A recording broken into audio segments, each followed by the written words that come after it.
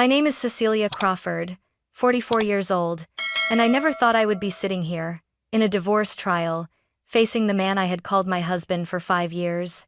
But right now, he's sitting across from me, with a smug smile on his face, declaring, "I'll take half of your assets, including your grandmother's inheritance." I couldn't believe my ears. Has anyone ever felt like that? When the person you love most is willing to take away everything you've built, only for personal gain? Leave your thoughts under this video, and don't forget to like and subscribe so you won't miss the next parts of my story. And now, let's step into what happens next in this battle. Before everything fell apart, I thought I had a stable, fulfilling life, a small house in Denver, a business consulting firm I had built with my own hands and mind, and the warm memories of the grandmother who raised me. I wasn't as fortunate as others when it came to family. My parents divorced when I was very young, and each went their own way, leaving me in my grandmother's arms. She was the only one who never abandoned me, no matter how poor or sick she was. She taught me how to write down every expense, how to read numbers in the ledger as if they were a secret language. And most of all, she always reminded me, "Cecilia, you may lose many things in life, but no one can ever take away your intelligence and your clarity." When she passed from illness, I felt an emptiness that couldn't be filled. Every morning, waking up in a house without her voice, my heart felt heavy. I buried myself in work, expanding my consulting firm, Bright Path Analytics, helping small businesses reorganize their finances and optimize operations. Work swept me away, dulling the emptiness a little. But at night, I still found myself sitting quietly in the living room, remembering her raspy laugh, remembering how she brewed chamomile tea and set it before me. I grew used to loneliness. Or at least, I told myself so. Until one financial conference in Memphis, where fate placed Nathan Brooks in front of me. He walked into the conference room with the confidence of a man used to attention. White shirt, dark blue tie, blonde hair neatly combed back. I remember the exact moment his eyes brushed over me, lingering a little longer than politeness allowed. During the break, Nathan came over. "Excuse me, you're Cecilia Crawford, right? I've heard Bright Path mentioned a few times already." I was a little surprised. My firm was a small business. I never thought it would draw notice at such a large conference. "That's right," I nodded. "I specialize in consulting for small businesses, helping them optimize finances and operations." Nathan smiled a smile both mischievous and charming. "Sounds fascinating. I'm in pharmaceuticals, but honestly, I've never had the patience for numbers. I admire women like you, smart, decisive, with vision." His words unsettled me. It had been so long since anyone spoke to me with that kind of respect. People I worked with usually saw me only as a strict, sometimes difficult partner.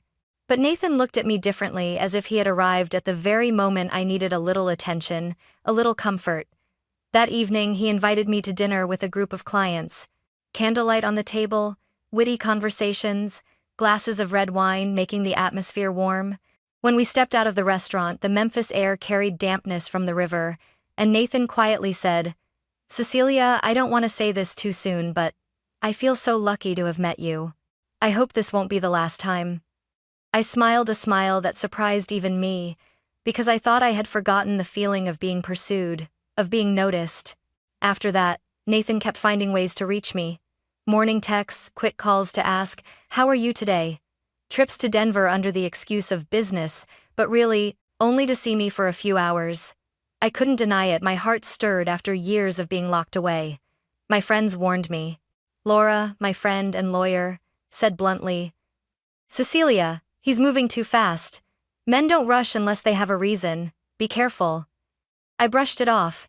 "Laura, not everyone is calculating. Maybe Nathan really is serious."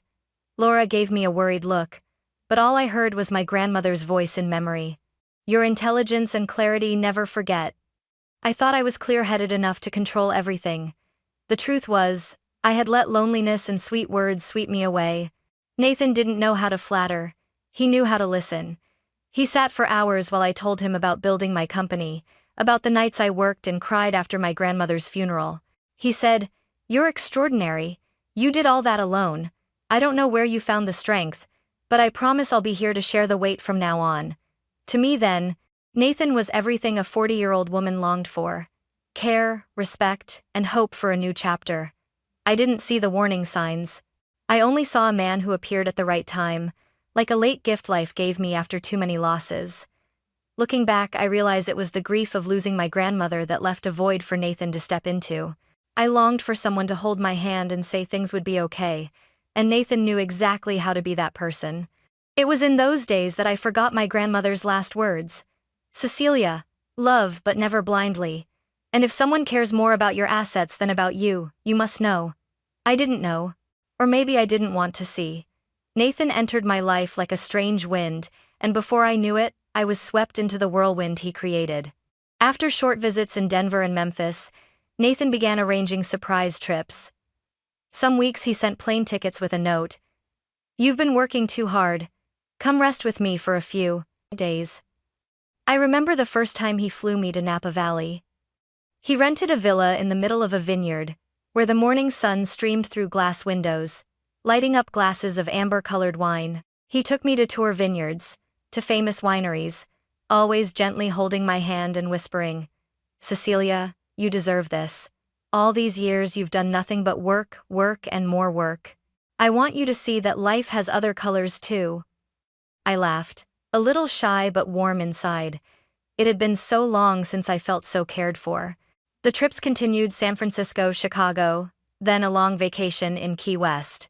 Every time Nathan planned everything carefully: hotels, restaurants, even small details like flowers waiting in the room. He knew how to surprise me, how to make me laugh even in the busiest, most stressful days.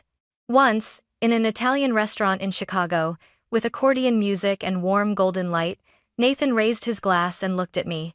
"I've met many smart women," he said, "but none who made me feel both admiration and the urge to protect like you. Cecilia, you're not only brilliant at work, you're an incredible woman. You sacrificed your youth for your career, and I think it's time someone takes care of you." Those words pierced the emptiness in me, the emptiness of long years alone after my grandmother died. I felt myself weaker than ever, and Nathan seemed to know it well. 8 months after our first meeting, the proposal came. It was an evening in New York. Nathan took me to the rooftop of a luxury hotel, where city lights sparkled like a galaxy below. A small band played a classic love song, and the breeze carried the scent of white roses lining the path. Before I even realized, Nathan was on one knee in front of me, opening a black velvet box. Inside was a diamond ring so dazzling I had to squint. "Cecilia," he said, voice trembling but eyes resolute, "life is too short to waste waiting. I know what I want. Marry me." Part of me trembled with unexpected happiness, but another part hesitated. I was 44, had seen so many friends' marriages collapse, and I knew these vows weren't to be taken lightly.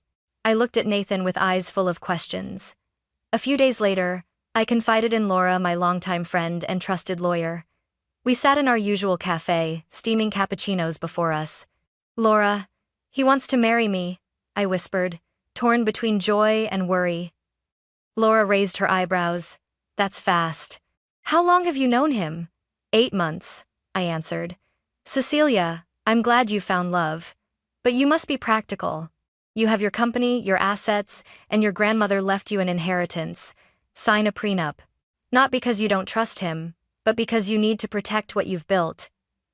The thought of putting a prenup on the table made me uneasy. I was afraid Nathan would think I didn't trust him, that I valued money over love. But then, when I brought it up to Nathan, his reaction surprised me. He laughed, wrapped his arm around my shoulder. "My love, if it helps you feel secure, I'll sign it. I didn't come to you for money, Cecilia. I came for you. Money is paper, love is what's real." He picked up the pen and signed without even bothering to read every line. "See?" Nathan joked. "When you love, who needs fine print in a contract? Life's too short, I don't want to waste time worrying about that." I looked at his signature beneath the thick legal document Laura had prepared, and a sense of relief rose in me. I told myself I had done the right thing, protecting my grandmother's inheritance without hurting love. But if I had been clear-headed enough then, I would have realized that the way Nathan signed so quickly should have been a warning bell. He was too easy, too hasty, as if he was certain the contract was just formality and never worth caring about. Instead of doubting, I sighed in relief. I believed I had found the perfect man, romantic, generous, willing to put love above all else.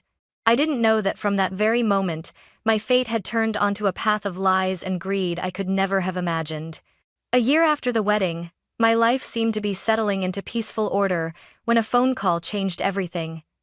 It came from a law office in Nashville, the one that had handled my grandmother's will. The voice on the other end was trembling but solemn. "Mrs. Crawford, your grandmother left you her entire estate, an old mansion in Franklin, an art collection, and an investment fund worth more than $3 million. I froze, my hand gripping the receiver. Though I knew she had loved me deeply, I had never imagined the inheritance would be so large. A wave of gratitude and disbelief washed over me, and in that moment, all I wished was that she were still alive so I could thank her. That evening, I told Nathan. When he heard the number $3,200,000, his eyes lit up as if he had seen gold gleaming in a mine. We're rich, Cecilia," he laughed, hugging me tight. "Don't you see? From now on we can live comfortably, without a care." The way he emphasized "we" made my heart skip. I forced a smile, trying to believe it was nothing more than his excitement. But from that day on, Nathan began to change. A few weeks later, he resigned from his pharmaceutical job. I still remember the night he made that decision, as we sat in the living room. "That job is boring," he said confidently. "I want to focus on bigger projects. I want to be an investor. With our money, I can do it." I hesitated. "But Nathan, that job was stable, and it used to be your pride. And now you want to give it up for something undefined?" He placed a hand on my shoulder, his voice soft, tinged with gentle reproach. "My love, don't you trust me? This is our chance to reach higher. You're great at analysis. I'm great with people. I'll handle what you can't. Trust me." I wanted to believe him.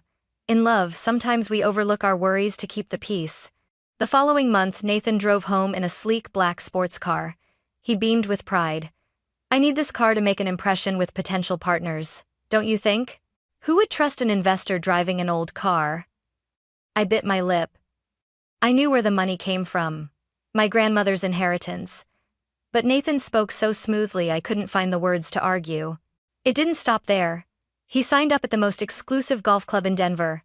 Every weekend, he dressed in polo shirts, carried brand new clubs, and said it was a necessary network for the future.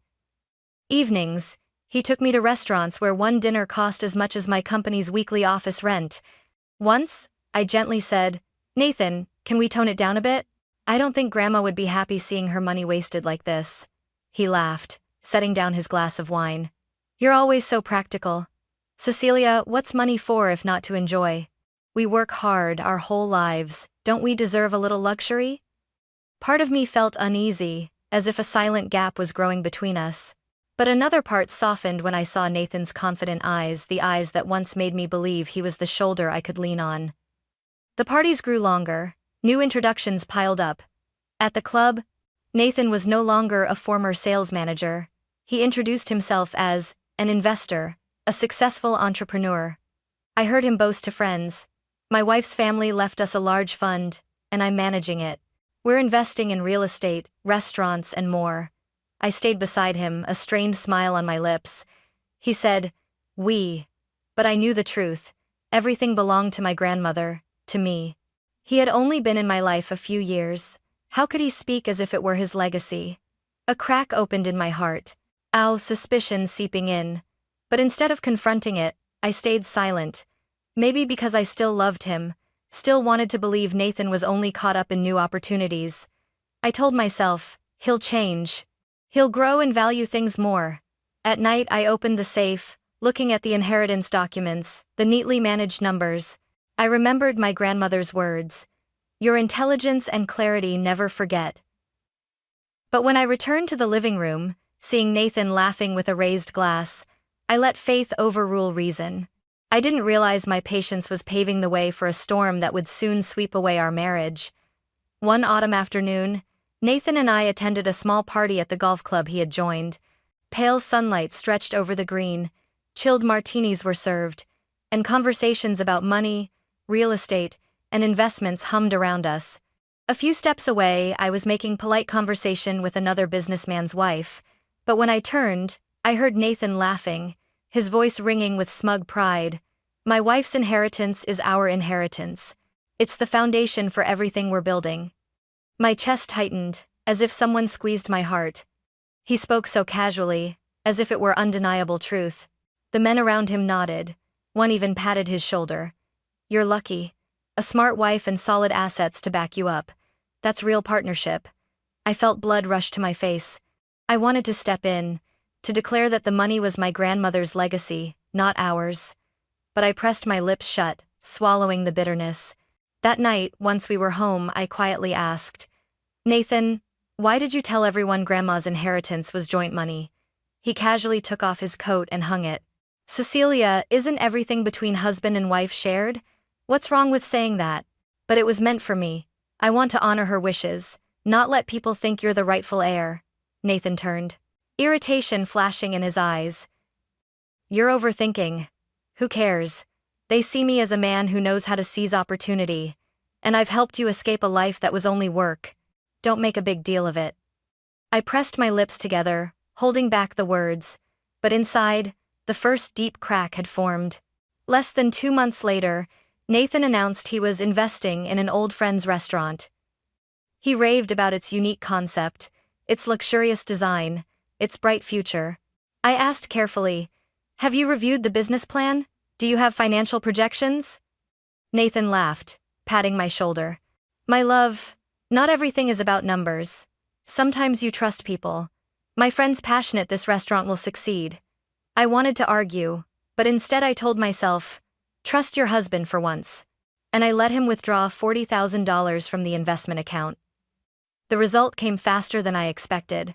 6 months later, the restaurant shut down, its sign quietly removed. The money vanished as if it never existed. I sat before the paperwork, bitterness rising in waves. That night, I confronted Nathan. Do you realize $40,000 is no small amount? You used my grandmother's inheritance without any plan at all. Nathan leaned back on the sofa, poured himself another glass of wine, his voice colder than ever. Cecilia, everyone knows you need a man like me to feel complete. Before me, you were nothing but a lonely workaholic. You had money, but you didn't know how to enjoy it. I'm the one who gave you a real life. Those words cut into my heart like a knife. I once thought he was my partner, the shoulder I could lean on. Now, he saw me as nothing more than a walking wallet, and my loneliness had become his excuse for greed. I wanted to cry, to scream at him that he was wrong, that happiness wasn't measured by luxury cars or extravagant parties. Instead, I sat still, my hands trembling, my heart quietly breaking. Nathan turned his face away, as if the conversation was over. And I, for the first time in our marriage, clearly realized that the man sitting before me was not the one I had once trusted. Deep down, I knew I couldn't endure forever. And then, another incident happened, forcing me to see Nathan's true face. The rooms seemed to echo with stillness. The ticking of the wall clock mixed with the sound of wind slipping through the window frame. Nathan was asleep in the bedroom, breathing evenly, while I sat at my desk reviewing some client contracts. His laptop was carelessly left on the sofa, the screen still lit, his inbox open. I wasn't in the habit of snooping into my husband's private life, but that night, something urged me closer. The cursor blinked on the screen, highlighting a subject line left open. From Mark Holloway, subject, divorce strategy. My heart stopped. With shaking fingers, I opened it. Line by line, the words pierced me. Nathan, we'll wait a few more months until her health and work stress wear her down. Then we'll emphasize that you sacrificed your career to support your wife emotionally. Tennessee law will allow us to argue emotional support to claim a share of assets, including the inheritance. I read it again and again, my vision blurred by tears. So it had all been planned. The man who once swore forever, who once knelt under the New York lights to propose, was now plotting with a stranger to steal my life's work and my grandmother's legacy. I gasped, my whole body trembling. Part of me wanted to storm into the bedroom, shake him awake, scream in his face that I knew everything. But another part held me back. I heard my grandmother's voice echo. Your intelligence and clarity never forget. I wiped my tears, screenshotted every email, saved them to my personal drive. Then I shut the laptop, sat in the dark, and breathed deep to keep from collapsing. The next morning, while Nathan still slept, I slipped out, drove to Laura's office. She looked at me, and before I could speak, she saw it on my face. "Cecilia, what happened?" she asked anxiously. I placed a USB on the desk, my voice hoarse. "He's planning a divorce. And not that. He wants to take my grandmother's inheritance." Laura opened the files, scanning each email. Her face hardened, her eyes sharp. "Mark Holloway," she muttered. "I know him. A lawyer notorious for dirty divorces, exploiting loopholes. Cecilia, Nathan's exposed himself, but this is our advantage." I dropped into the chair, shaken. "Laura, I've been such a fool. I knew something was wrong for so long, but I closed my eyes. Now," Laura cut me off, her tone firm. "Don't blame yourself. Men like Nathan know how to make people believe them. What matters now is you have evidence. And trust me, I won't let him win." We spent the entire day strategizing. Laura reviewed the prenup Nathan had signed, line by line. "He thought it was a romantic gesture, but in fact, it's your strongest shield," she said, eyes glinting with resolve. "It's clear, all premarital assets, as well as any inheritance during the marriage, remain separate, and you kept your inheritance in a separate account. He has no way to touch it." I nodded, though my body still trembled. "He won't stop. Nathan will try to smear me, play the sacrificial husband, cry in court to sway them." Laura smirked coldly. "Then let him act. You have truth, documents, the law, and now proof of his true intent. The more he talks, the more he exposes himself." We began gathering more: bank statements, credit card bills, the failed restaurant investment contract, golf club fees. Every expense recorded, every reckless trace pieced into the bigger picture. That evening, when I returned home, Nathan greeted me with his usual smile and a glass of red wine. "My love, I have good news. A friend's launching a new real estate project, a golden chance to double our investment." I looked at him, his cheerful face, his confident eyes. Inside, rage and sorrow surged, but I forced a faint smile. "Really? That sounds exciting." He had no idea I had already seen through every scheme behind that smile. That night, Nathan slept soundly, while I lay awake staring at the ceiling. For the first time since our wedding, I wasn't afraid of losing him. Instead, I feared losing myself if I let him keep pulling the strings. I turned, studying his calm, sleeping face. This man had once made me believe I was loved, that 40 wasn't too late for a new beginning. But it had all been a performance, a carefully staged trap. "Fine, Nathan. You want a war? You'll see you chose the wrong opponent." The court date came faster than I expected. Davidson County Courthouse, Nashville. That morning was packed. Reporters jostled, cameras flashing, the gallery full of curious spectators. A divorce case involving millions in inheritance was bound to draw attention. I entered the courtroom, my heart pounding but my face calm. Beside me was Laura, her eyes sharp as blades, every step steady. Nathan sat across the aisle, suit crisp, dark blue tie, a half smile as if victory was already his. At his side, his lawyer, Mark Holloway. I recognized the name instantly, the same man from those emails exposing everything. When Judge Carter entered, the room rose. The gavel struck, order settled, and then, Nathan's show began. Mark stood, his voice booming. "Your Honor, my client, Mr. Nathan Brooks, sacrificed his career, gave up a stable job to support his wife, Mrs. Cecilia Crawford, emotionally. Therefore, he has every right to half the assets, including the substantial inheritance she received during the marriage."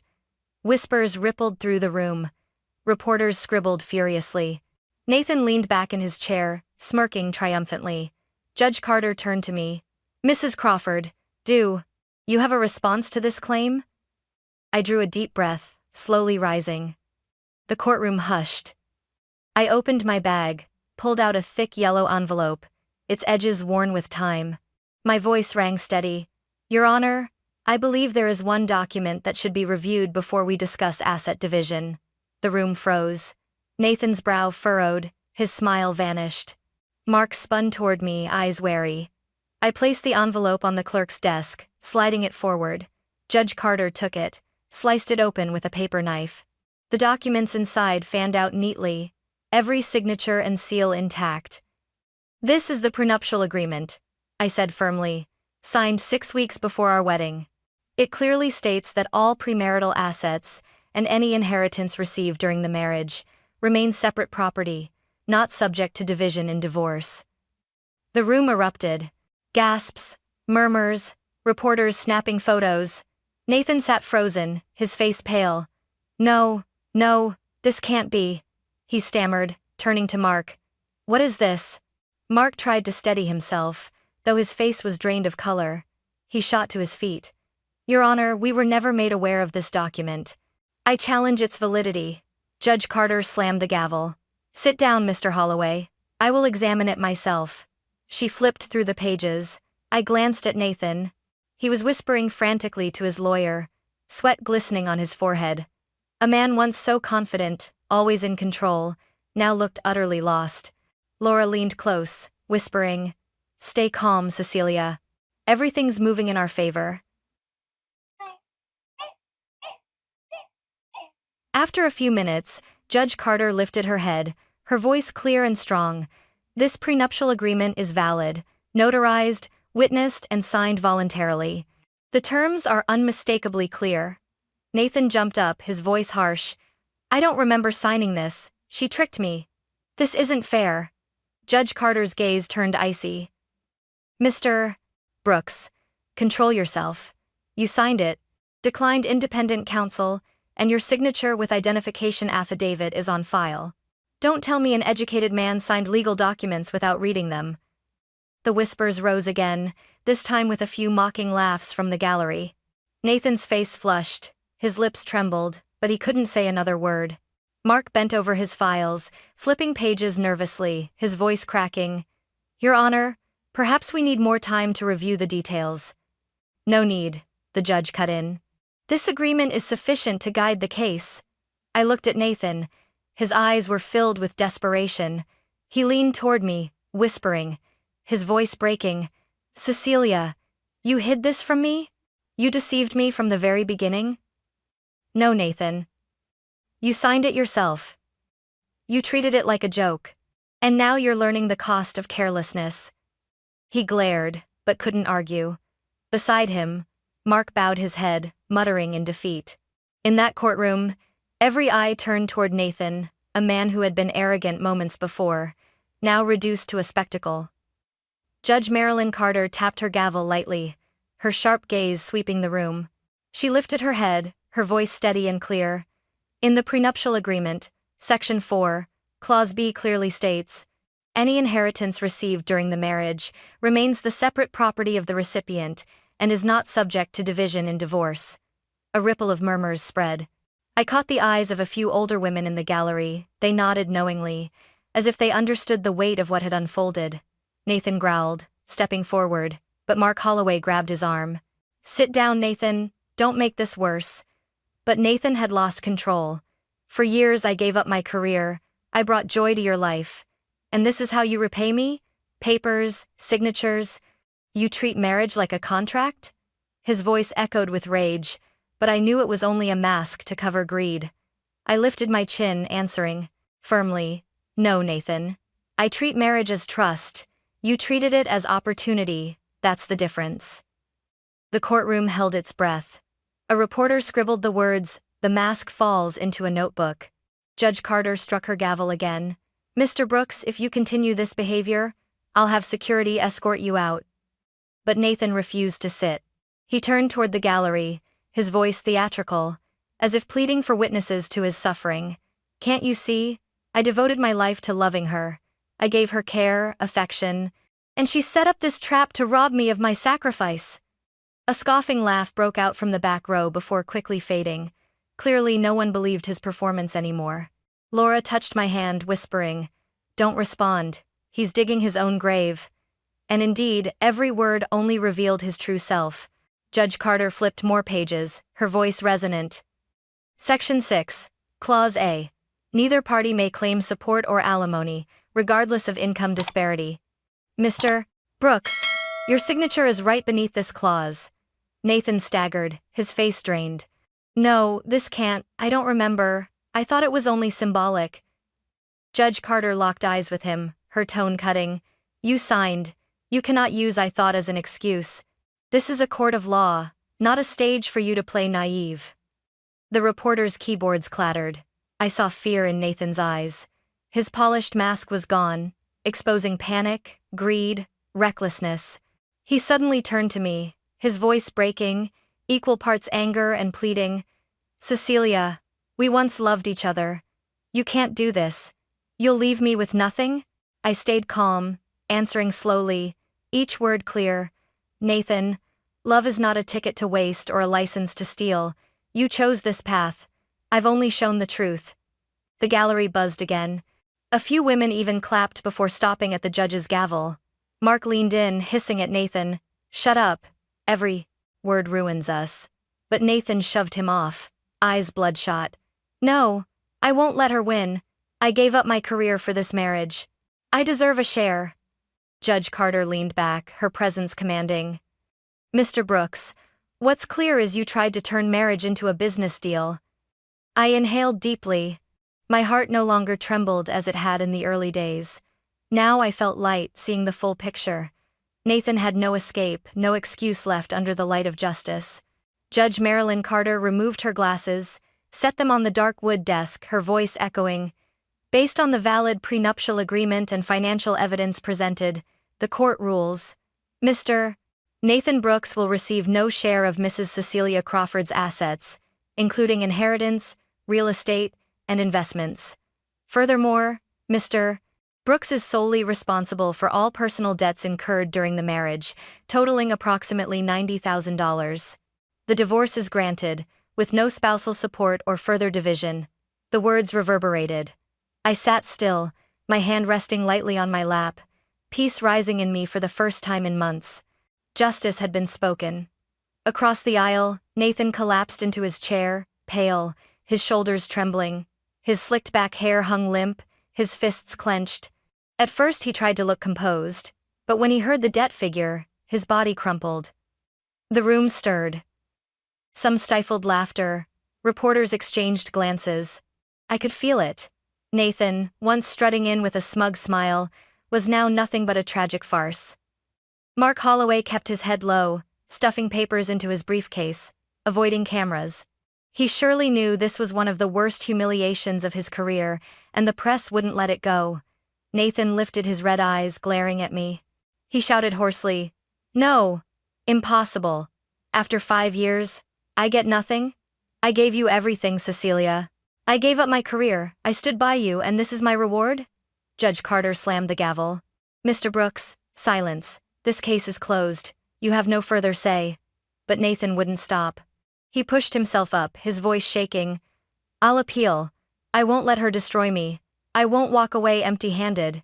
I turned to him, my voice low but resolute. Nathan, no one destroyed you but yourself. This isn't revenge. This is consequence. The room fell still. My words weren't loud, but their weight silenced everything. Even reporters paused mid-sentence, then scrambled to jot them down. Nathan trembled, glaring, then collapsed back into his chair. Mark leaned in, muttering, Sit down, Nathan. Don't give them more. I glanced at Laura.